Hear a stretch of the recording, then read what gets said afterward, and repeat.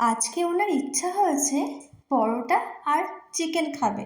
কিন্তু তোমরাই বলো, রোজ রোজ যদি তেল ঝোল মিশিয়ে একদম ঝাল করে লাল লঙ্কা দিয়ে প্রচুর মশলা দিয়ে প্রতিদিন চিকেন খেলে শরীরটা ঠিক থাকবে? তাই আজ ভাবলাম, আর ফ্রিজে না কয়েক পিসই ছিল চিকেন, আর রাত্রিবেলায় খুব বেশি চিকেন খাওয়াটাও ঠিক নয়, তাই হালকার মধ্যে ভাবলাম কিছু একটা রান্না করা যায়।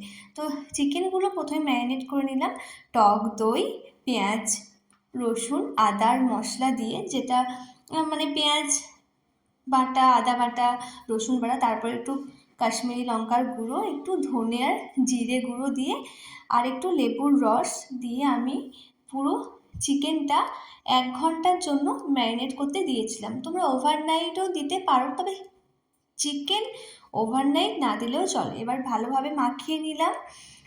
এরপর এর ওপর থেকে একটু সর্ষের তেল দিয়ে দেবো, তাতে কি ফ্লেভারটা খুব ভালো হয়। এবার তোমরা বলো, তুমি তো বললে সর্ষের তেল খাবে না, 1 ফোঁটা সর্ষের তেল দিলে কোনো অসুবিধা হয় না, আর স্বাদটাও তো একটু ভালো হতে হবে না।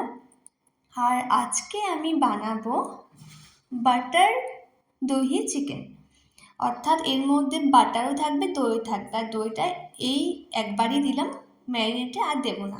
আর আমি কিছু এই পেঁয়াজ, রসুন, আদা, লঙ্কা কেটে রেখেছি। দেখো, আবার এক জায়গায় কিন্তু আমি টমেটো আর ক্যাপসিকামও কেটে রেখেছিলাম, আর একটু কাজু বাদাম ভিজিয়ে রেখেছিলাম, সেগুলো সাইডে। প্রথমে যে পেঁয়াজ কুচি, রসুন, আদা, লঙ্কা কুচিটা কেটেছিলাম, তার সঙ্গে একটু গোটা গরম মশলা আমি ফ্রাই করে নেব সাদা তেলে।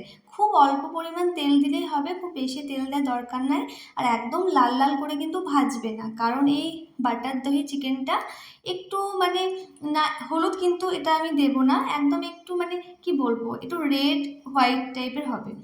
ওই যে মশলাটা ভেজে আমি মিক্সার গ্রাইন্ডারে মশলাটা করে নিলাম, তারপর সেই মিক্সার গ্রাইন্ডারে দিয়ে দিলাম টমেটো আর কাজু বাদাম। এটা হলো মেন ইনগ্রিডিয়েন্টস, এটা দিলে খেতে ভীষণ ভালো হয়। এটা ছাড়া বাটার চিকেনও হয় না, আর বাটার দহি চিকেনেরও টেস্ট আসে না। এরপর দিলাম একটু বাটার, তারপর আবার দিলাম গোটা গরম মশলা, তেজপাতা, দারচিনি, লবঙ্গ, এলাচ, একটু একটু করে, কারণ আমাদের এখানে পরিমাণটা কম ছিল দুজনের। আমার মানে কি বলবো, আমার ভীষণ খারাপও লাগে। এগুলো হলো অনেক পুরনো কড়াই, যেগুলো আমার হাজব্যান্ড ইউজ করতো। এখানে আমি কিনতেই পারতাম, বাট ঘরে অনেক ননস্টিকের জিনিস রাখা আছে, আমরা এবার গিয়ে সেগুলো আনবো। এরপর ওই যে মশলাটা করেছিলাম ভেজে, সেই মশলাটা দিলাম, তার উপর একটু সামান্য পরিমাণে জিরে আর ধনে গুঁড়ো দিলাম। এরপর ভালোভাবে মশলাটা একটু ভেজে নিলাম, তারপর দিয়ে দিলাম ওই যে সব থেকে ইম্পর্টেন্ট ইনগ্রিডিয়েন্টসটা কী বলো তো, টমেটো আর কাজু বাদামের পেস্টটা। এটা হলো সব থেকে মেন, আর এটা খেতেও খুব সুন্দর এমনি যদি খেয়েছো কখনো। তারপর ভালোভাবে জল দিয়ে একটু লবণ দিয়ে দেবে, কারণ ম্যারিনেটে কোনো লবণ দিইনি।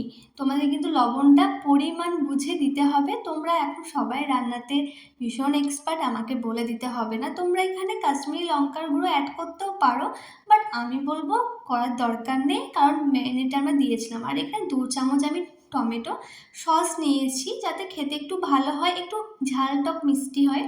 খুব মিষ্টিও খেতে ভালো লাগবে না, খুব ঝাল কিন্তু বাটার দহি চিকেন একদম ভালো লাগে না।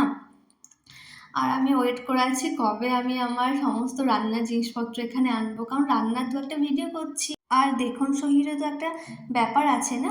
এরপর দেখো চিকেনটা কত সুন্দর ম্যারিনেট হয়ে গেছে, মানে একটুক্ষণ কুক করলে এটা হয়ে যাবে। তো আমি দিয়ে দিলাম। এরপর আমি জানি তোমরা বলবে যে আমি এখানে মশলাটা দেওয়ার আগে কোনো পেঁয়াজ বা লঙ্কা কুচি বা ক্যাপসিকাম কুচি দিইনি কেন। সেটা নিশ্চয়ই দেব, কিন্তু এটা একটু অন্য রকমভাবে আমি রান্না করেছি। তো দেখো আমি কীভাবে পেঁয়াজ আর ক্যাপসিকাম সেগুলো দিচ্ছি। তোমরা এটা 5 থেকে 7 মিনিট ভালোভাবে রান্না করে নেবে, কুক করে নেবে, যেভাবে চিকেন কষে নাও সেভাবে সুন্দরভাবে তোমরা বুঝতেও পারবে। আর এটা অনেকক্ষণ ম্যারিনেট ছিল বলে এটা না মোটামুটি নরম হয়ে এসেছে, তবে অনেকক্ষণ একটু কষলে খেতেও ভালো লাগবে। তো তোমরা বুঝতে পারবে জল দিয়ে দিয়ে ভালোভাবে কুক করে নেবে। যেভাবে তোমরা চিকেন রান্না করো তোমরা বুঝতেই পারবে। তো আমরা তো মোটে 2জন মানুষ, বেশি লাগবেও না, বেশি গ্রেভিরও প্রয়োজন নেই। এবার 5 থেকে 7-8 মিনিট আমি কষিয়ে জল দিয়ে আর একটু স্বাদ মতো লবণ দিয়ে দিলাম।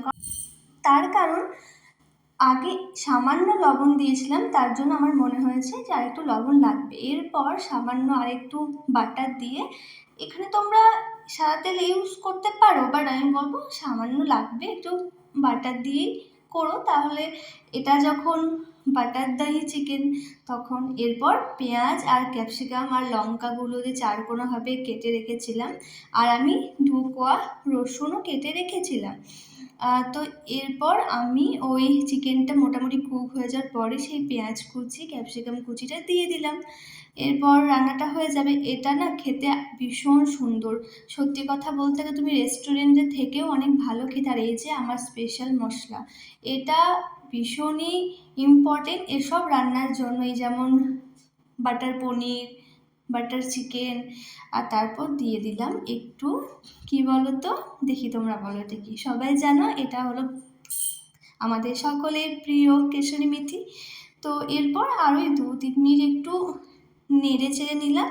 তারপর আমার রান্না কমপ্লিট। আমি ঢাকা দিয়ে দিলাম যাতে একটু ভালোভাবে মশলাটা মেল্ট হয়ে যাক।